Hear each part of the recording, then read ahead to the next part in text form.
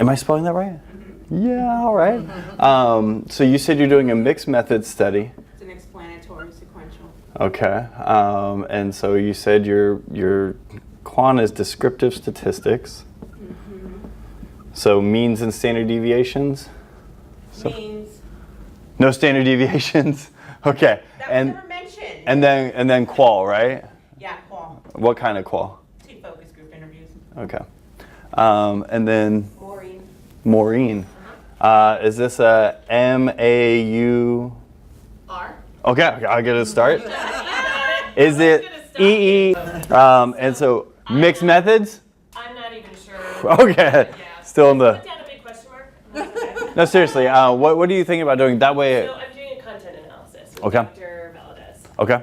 A content analysis. Can you tell me a little bit about your project? Yeah. So I'm interested in the how in Caldecott honor books or medal winners. I'm going to be doing a content analysis to see how authors have used or not used, or if they've used The degree of use. Exactly. Yeah. See, I need to get down on my words.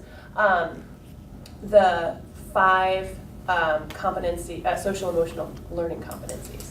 How they've put that into their books, if they have it all.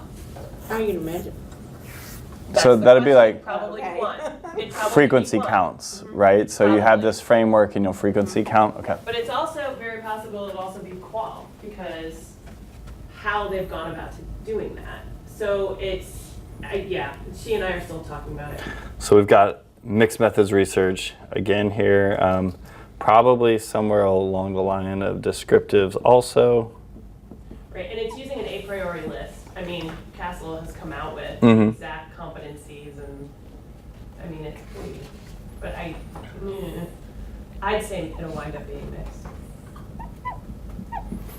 Okay. So descriptives, maybe like an ANOVA in there to kind of compare differences between which ones are more prominent, which ones aren't, right?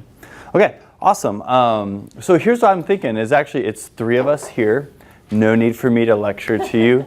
How about we just go through, I had some kind of areas that I was thinking might be important to talk about, and we can just use this as a workshop. We can just use this as a way to teach you a little bit about some of this stuff, but for the most part, help you apply it to your own projects. Sound good? Yeah, sure. Okay. Okay, so some of the things that I had brought in to talk about are related to describing your participants, because when we think about the findings of any study, those findings are defined by the boundaries of those participants. So in a way, no matter what you find, it's only related to those participants, right? So in the case of like an educational intervention, if it does work, if it doesn't work, that doesn't mean for everyone forever and ever. It means for these 44 people, these 50 people, these 10 people, this is how it worked for them. And so we have to describe our participants in some specific ways if you're using like the APA manual type of material. So we have what's kind of referred to as the big 3. And these big 3 are going to be age, either biological, sex or gender, and ethnic identity, right? Here you go. You betcha. So I like to think of these big 3, like this is what the APA manual identifies as like the minimal threshold for being able to generalize findings. And then, but we know that there's more important things like that distinguish your participants too, right? So Diane, in your study, what are some things about your participants that you would report also? My study, I did ask the participants about their parents' education level. And so your study is set in a community college. Why would parents' educational level be important? Because I'm curious if they've had some background from their parents that feedback about the kind of classrooms or kind of instructors that they took when they took for classes when they were enrolled. Any kind of feedback that they could provide their students, their children. was curious about that. Yeah. What else might be important for your students? I mean, say you could go back and make this demographic list all again. Any other demographics that you think might be important?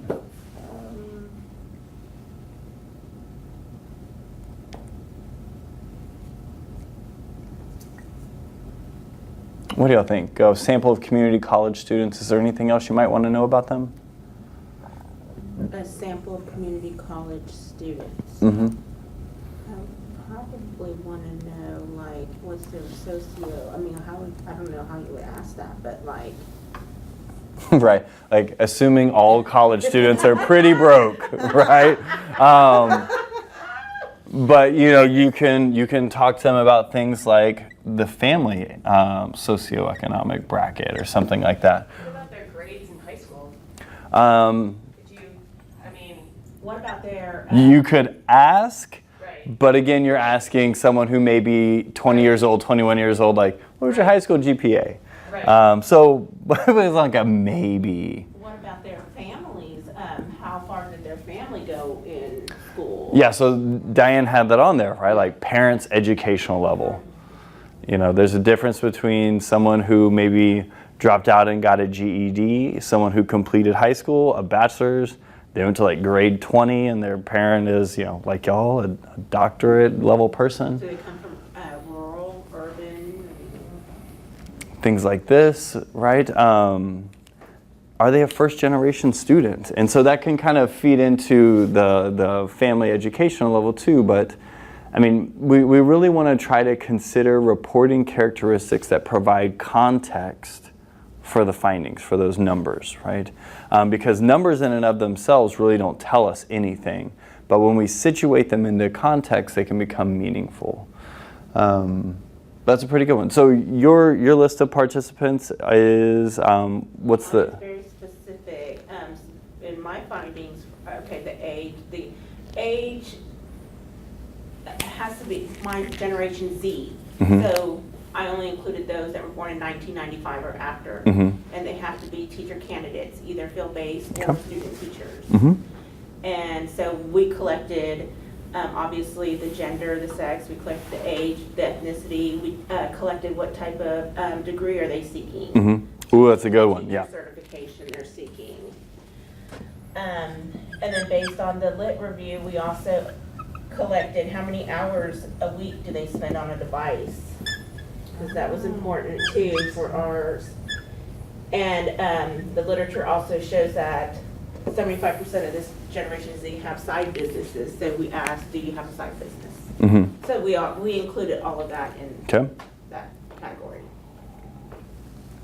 So that idea of side business, one thing that we often ask people can be things related to like hours a week that you work. There's full-time students and then there's students who work a job and a half while going to school, right? And we would just expect that what they lean against just to walk in that front door maybe in some ways different, right? Coming into class after 60-hour work week and like studying here and there when you can may be a little bit different compared to somebody who maybe they won an amazing scratch off and now they're going to school on lottery money or something, whatever it is. Ask adult learners about things like number of children, right? I know me personally, I have a 5-year-old, he's amazing and magical and exhausting. Like I see some of my students who have like 3 or 4 kids under the age of 10 and I'm like, how are you here? Like this is They ran away. Yeah, no, I come to school, right? Like I never miss class. Exactly. This is me time. This is, take it from me, I have a 13 Yeah. and a 9. Yeah. That's right, and here we are, like doctoral candidates later, right? What am I going to do after this? Because I need to get away. Yeah. Yeah. Exactly. So all of these things are important, and because they're going to be the things that provide context for our findings, we have to list them in text through narrative, which I provided some of that like structure and format, there we go, for y'all, but we also need to make a table, right? So these types of tables are going to be crucial to what we do. And so in APA format, which, does everybody here use APA format? Yeah. Okay, good. Same language. Our format is going to say something very simple like table 1, and then we'll have some sort of descriptive title like descriptive statistics for participants, blah, blah, blah, blah, blah. I'm having a hard time finding a marker here. Let's dig deep. Okay, maybe this one will work. And so under here,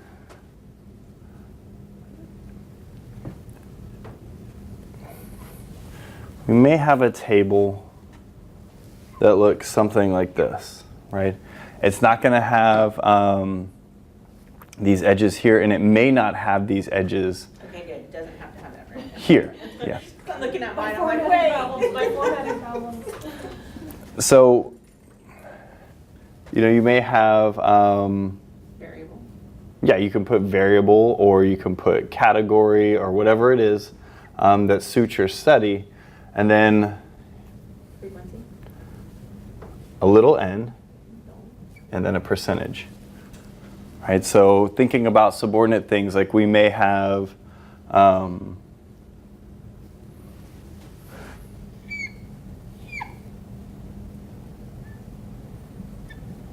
so if we have a continuous variable like age, that is going to report differently than something like gender, right?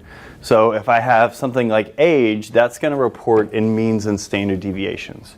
Right? So my sample for my community college students, howdy, might be like 20 point whatever, and the standard deviation might be something like this.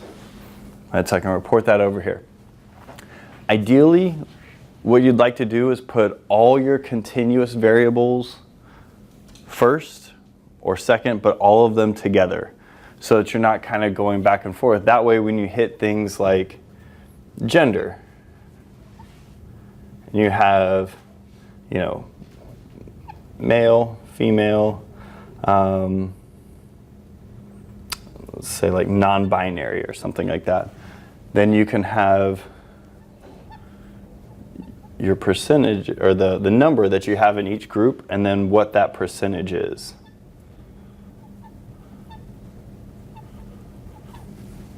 And so if you keep them all together, like all the continuous stuff first, then all your data will be clustered, and then you'll make a switch over to all your categorical data.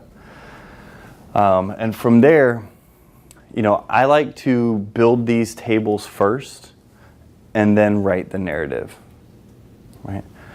Starting first with the big 3, age, gender, ethnicity, and then transitioning to other contextual things that are going to be very specific to my sample, such as parent educational level, family SES, type of teacher certification that they're receiving, number of published works that they have written in for your study, right? And so we can have these frequency counts and the percentage of the overall sample that they represent. Right? So y'all want to take a second and actually you have a table from your data, right?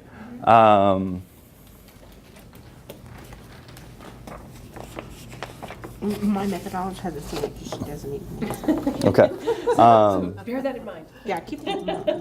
So keep yourself. So one of the things, and I'm just looking at this right here. So any feedback you provide is Okay. greatly appreciated. Well, here's a piece of feedback.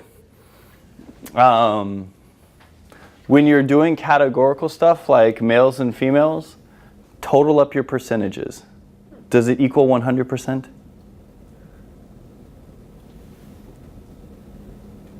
No. It does not, but it should, right? So you want to make sure to be able to check all your data, because when you look at this, it should all kind of come to like this, like what is it called, like a zero-sum game, where it all comes out to 100%. It all comes out to the amount of participants you had. Like if this study had 61 participants, this would be kind of an odd thing to see here. Right, and so building this descriptive table, as simple as it seems like it might be, is a place where the attention to detail is like where it's where the neurotic flourish.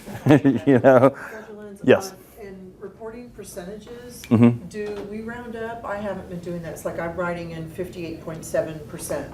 And I do add, I total everything and it does add to 100. Yeah. But I didn't know if I should be saying that's 59%. Yeah, and one of the great things about using Excel, SPS, programming out of R or something like that, is these tables will usually give you a cumulative percent, so you can watch it all add up.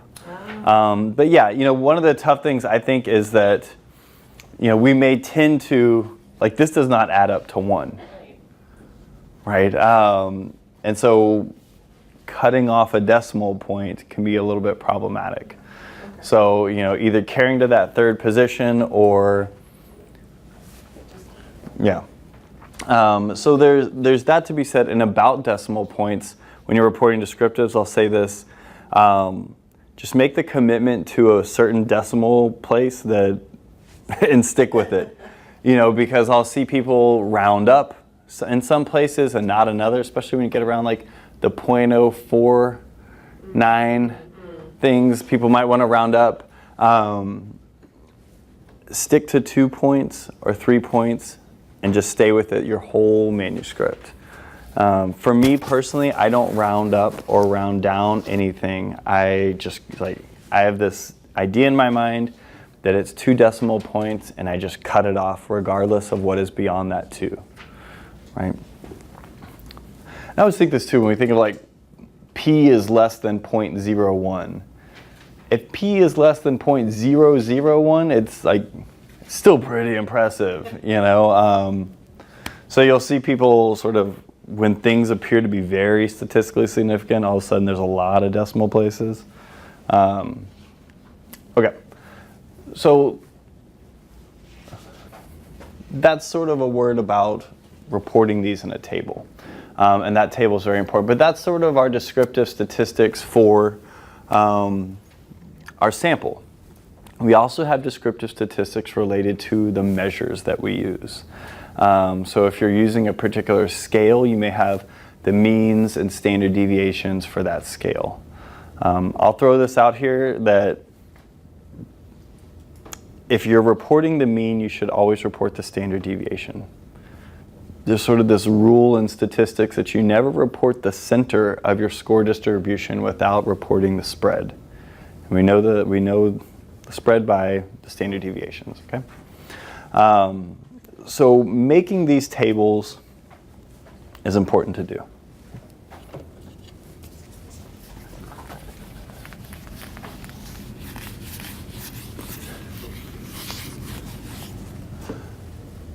Thank you for coming. Ma'am, are you here for the workshop? Yes, I just woke up late. Okay, no. Can you just tell me your name? Jessie. Jesse. Is it Jesse? IE. Okay. And do you have a project you're working on? So do you think so you're really in like the beginning phase? Right? Okay, gotcha. So I'm just gonna put you down for a numbers person over here. Okay.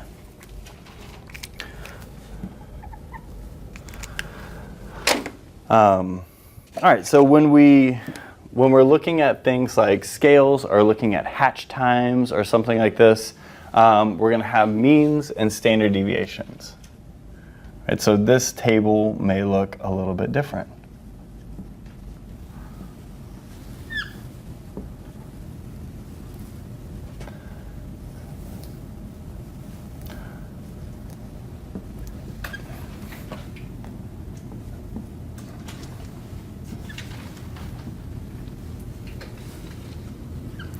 Okay, and let's say that we're using like a single group, right?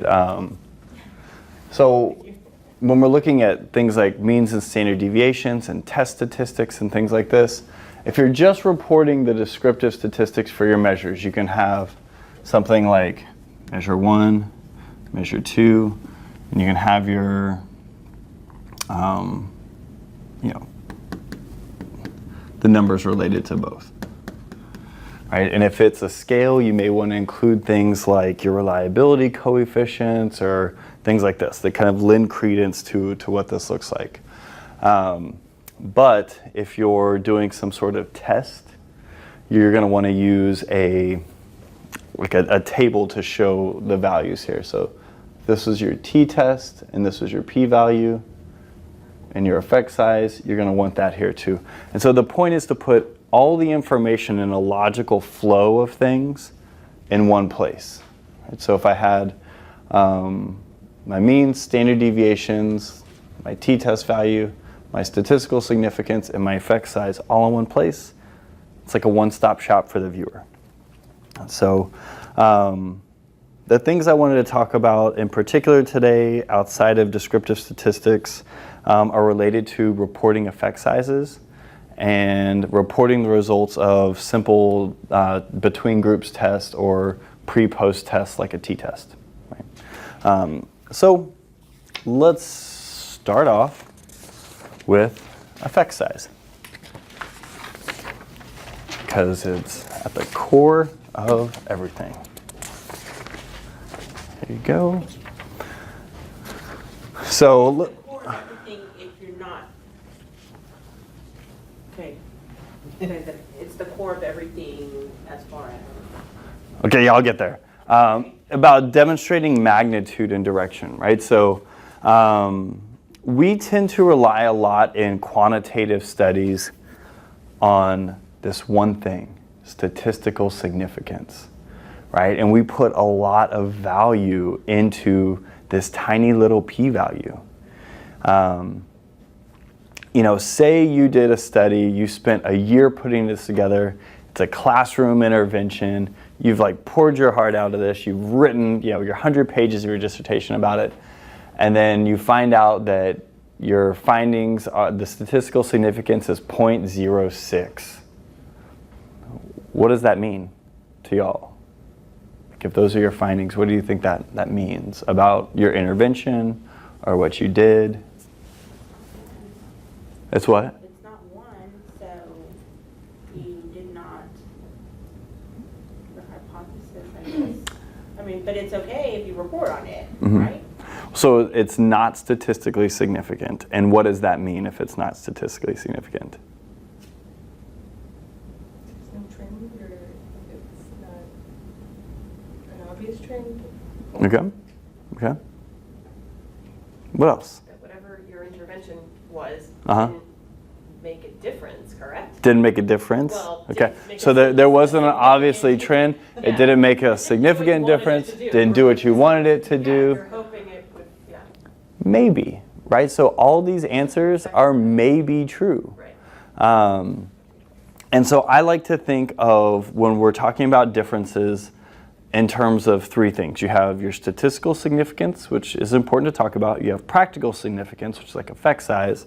And then you have this like clinical or educational or scientific significance, right?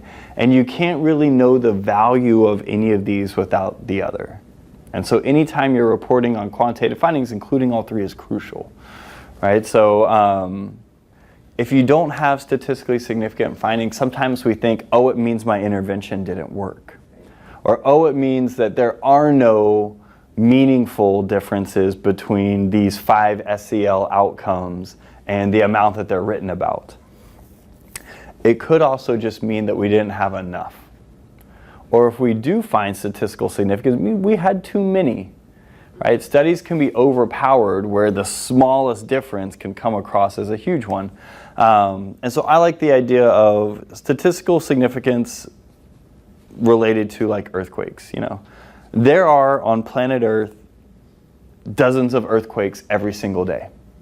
Every single day there's statistically significant changes in like, I don't know, I'm beyond my depth, the tectonic plates or something like this, right? But we don't feel them.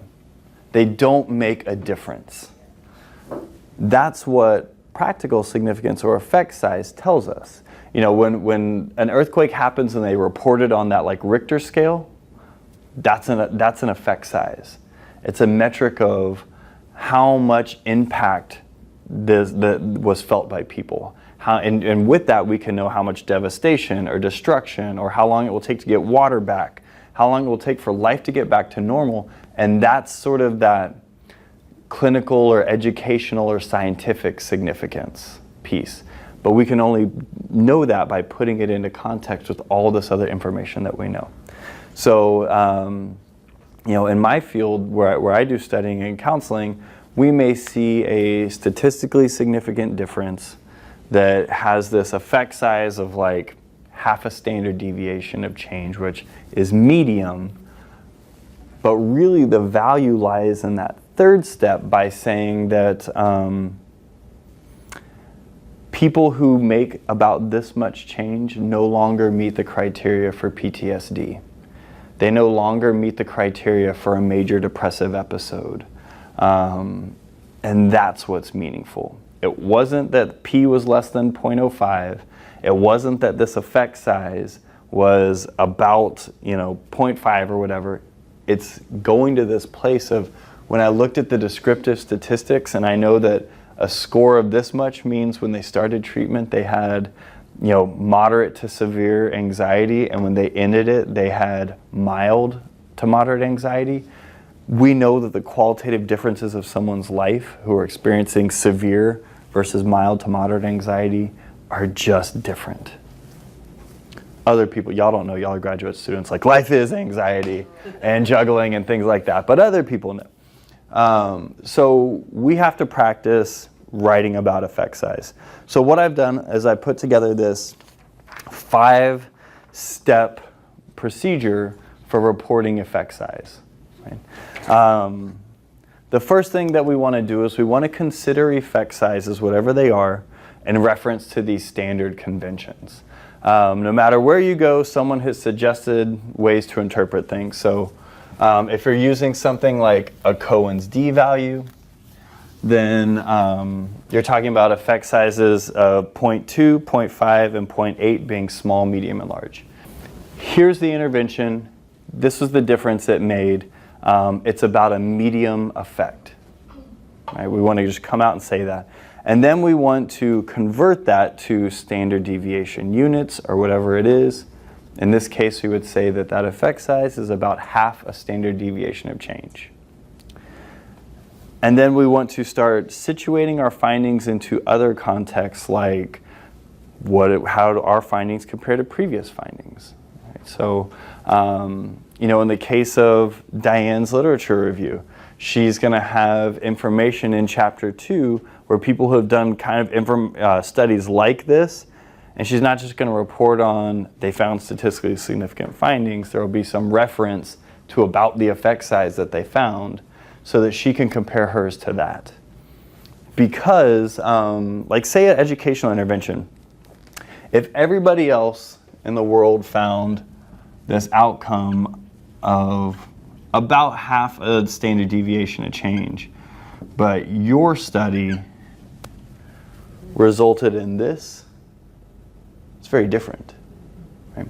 And so we actually found this recently in a post-Harvey mindfulness-based intervention. Right? Like usually you can get about half a standard deviation of change, but these folks who completed this like 20-week mindfulness-based intervention at this clinic had more than double of what anybody in the literature had found. And so on one hand you could be like, oh, they must be lying about their statistics or whatever. But why do y'all think that this would be? Why do y'all think it's possible that we could have found something that was twice as much as most people find? Because of what had happened to that particular group. Yeah. Yeah, right? Because of like the descriptor. Like remember when you erased it, but like if you would ask those people about something that had happened to them, do you know what like this Yeah. huge percentage would have had something dramatic? Yeah, I mean, think of the think about the complexities that we and our friends and family and all these folks were dealing with in the recovery, right? We have this burst of social capital in the beginning where people are, when the day before, like, people never met this neighbor in their life, but they've showed up at their door with a drill and they're happy to help them board up their house. Like, and then afterwards, I mean, coming together and people lined up to bring water and supplies and things like that. But when that wanes, there's the stress and the strain and the burden and the realities of those types of recovery experiences set in, where people spend an entire day clearing debris, to pretty much be sleeping in a tent, covered in off, and doing all these very stressed and strainful things. And then they have one place where they can go one day a week for 2 hours, and someone will help them, guide them through centering themselves. It's maybe the only place in their 168-hour week where they don't have to be inundated, not just by water and not by all these other things, but just by things to do and stress, right? That venue certainly may be more impactful than the experience of someone who, isn't facing similar things and is just going to a group once a week because they always want to try this, So we have to be able to explain that and put that into context. And so that's step 4, situating those findings into that context. What this means is that people who were experiencing this was likely unique for them. And really, like, going into step 4 and step 5, describing the interaction between your data and context, that's our job to report that, And there is no template, there's no page in the APA manual that will tell you how to do that. You just have to lean on your humanness, your awareness of the literature, your awareness of life experiences, the communities that you're in, and you sew those findings together with what you know from there. And to me, that's what makes you, I think in higher ed we sort of forget that a master's degree is a really big deal. It's a really big deal. It represents lots of education, and doctorates do too. It always blows my mind when I meet someone with a doctorate and they're like, my doctorate, it's no big deal, it's just a doctorate. This is a lot of knowledge and education and experience and energy put to something. We get to put that into motion, and I think that's where the level of education and opportunity is for us to make a statement, right? So what I've done is provided sort of a template here for how these things can get reported, and then putting it all together at the end there. Okay. So I know Diane's using effect size in her study. Rochelle, are you using effect size in yours? Just straight descriptive statistics. Okay. Maureen? Yeah. You will. Well, it's so interesting. So for mine, I'm not even sure I'm dealing with people at all. The authors, sure, but I'm really just looking at about the frequency and the how many and the how the Caldecott Medal winning books from year X to year Y have incorporated these 5 social emotional learning competencies into their work. So I'm like, I see, and I may be way off here with because it's not exactly effect size, but it definitely, some of these may have a clinical context, because I was thinking about so let's say certain, because I'm going from what am I doing? I'm probably going from the 90s all the way to now. And what might have been happening in the world at that certain time Pearl may Jam. have had an impact on how that author wrote that book. Mm-hmm. And do you know what I mean? Yeah.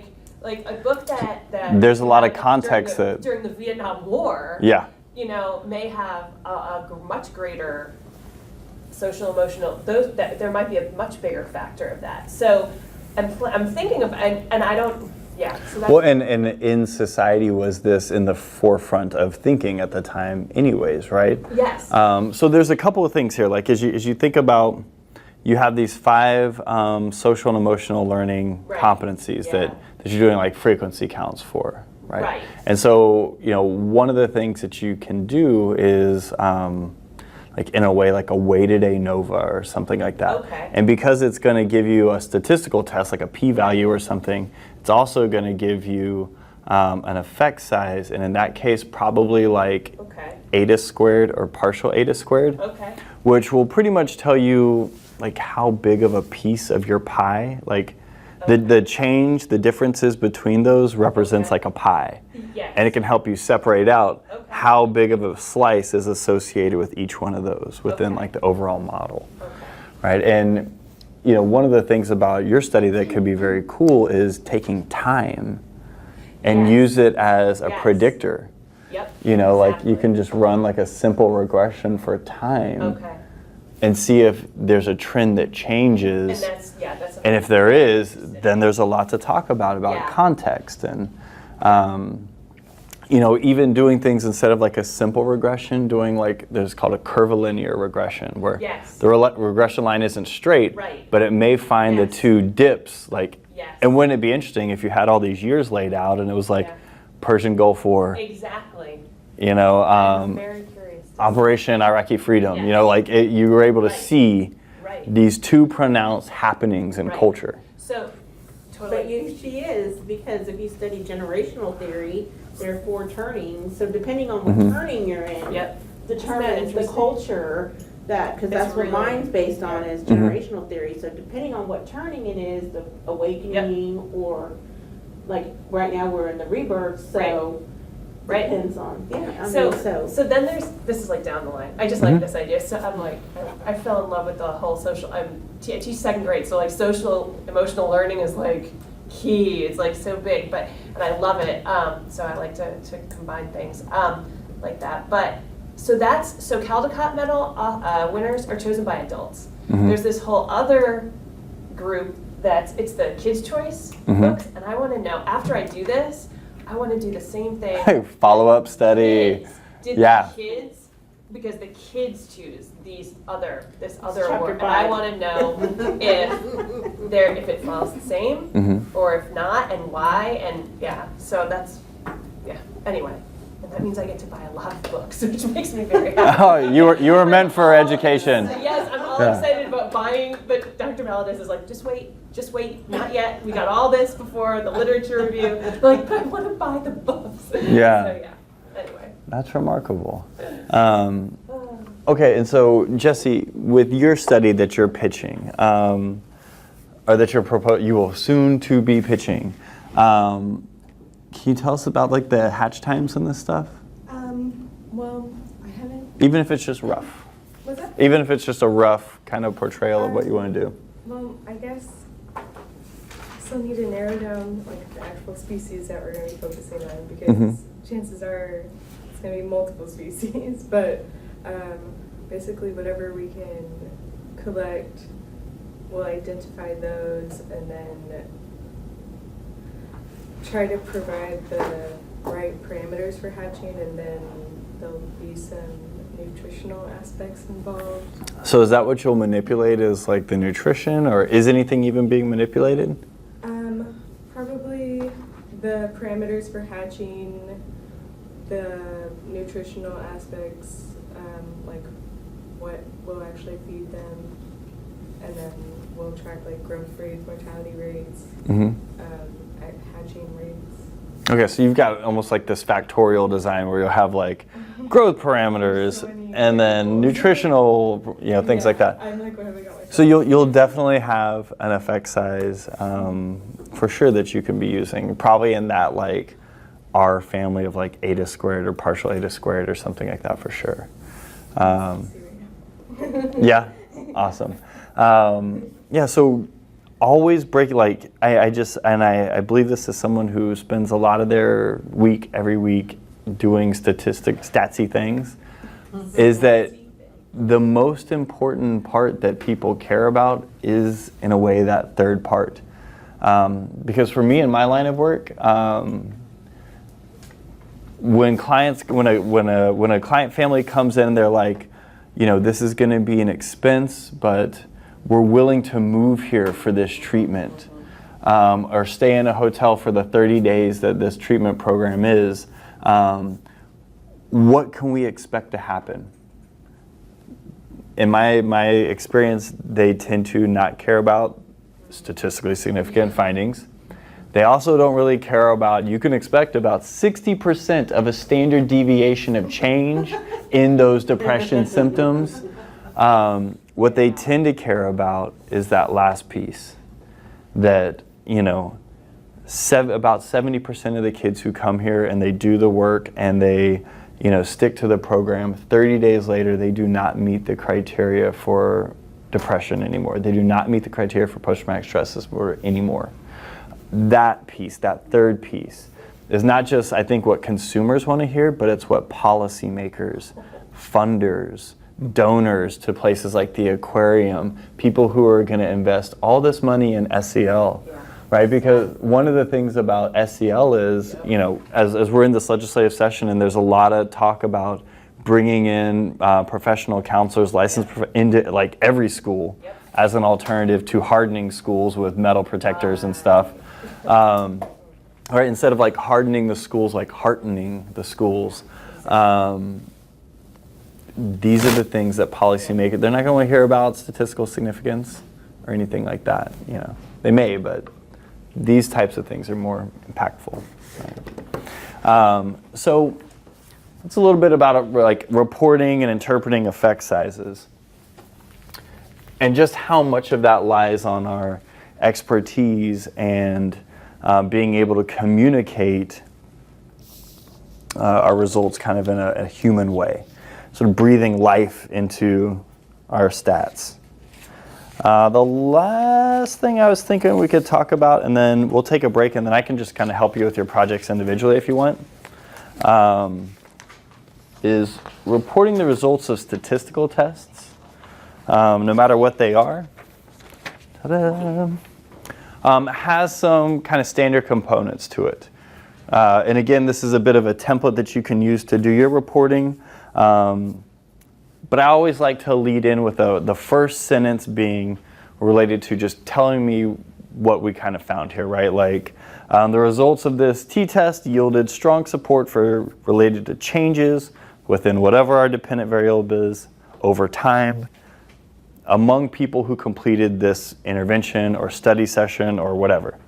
Then we report our statistical stuff here with our t-values, our p-values, d-values, confidence intervals, stuff like that. And then going back into comparing this to previous studies. Is this similar to what other people found? And then again, situating it into context. So it's not that much different than our effect size, but what does change is this table on the back, right? Being able to make a table like this that has, your pre-test or your post-test or differences across time, and then creating some sort of visual for your effect size and those confidence intervals is kind of like best practice, right? Because if I have, oh man, here we go.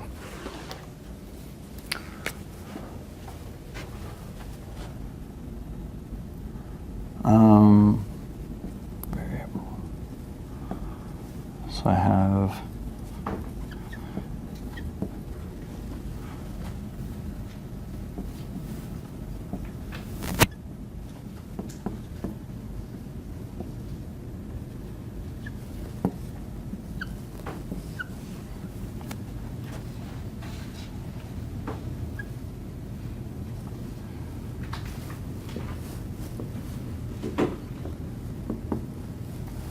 right, so say I have these numbers in here, and it ends up that I have this t-value, it's statistically significant, and then I have this like medium effect size or whatever that I can put